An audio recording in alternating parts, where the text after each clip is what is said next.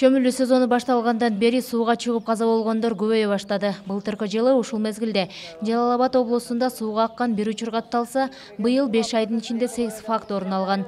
Алардын басымдуусун жаш балдар түзөт. Мындан сырткары 58 өспүрүмдү куткарып калышкан. Суу жээгинде ойноп жүрүп же болбосо сууду кечип, дарыяны кечип өтүп жатып агып кеткен 8 кырдаал катталды, 8 адамдын өмүрүн алды. Бул былтыркыга салыштырмалуу 5 айга салыштырмалуу көп.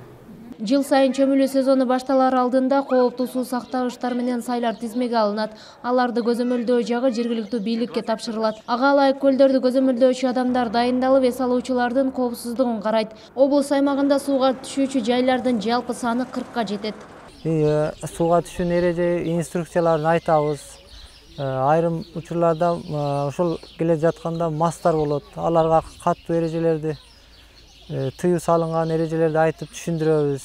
Сууга чөгүү учурларынын алдын алуу максатында Жалал Абад областык ички иштер башкармалыгы күчөтүлгөн тартипте иштейт.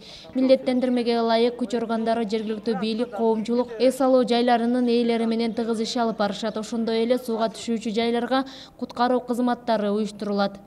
Көлдөрдө, лагерлерде, бассейндерде атайын рейд жүргүзүшөт. Участковыйлар, жаш өспүрүмдөр менен иштөө инспекциялар алар ошол жайкын мезгилинде көзөмөлгө алышат. Облустун Нарын, Көгарт, Кара Үңкүр, Чаткал дарыяларында сууга чыгуу учурлары көп катталганы айтылып келет. Учурда жай мезгили келип, сууга түшүү сезону башталды. Ал эми өзгөчө Кырдаалдар министрлиги ата-энелерди балдарына көңүл буруп, тыюу салынган жерлерге барбай сак болгула деп эскертет. Кылымжан Азамат кызы, Шайыр Зайырбек уулу, Ынтымак, Жалал Абад облусу.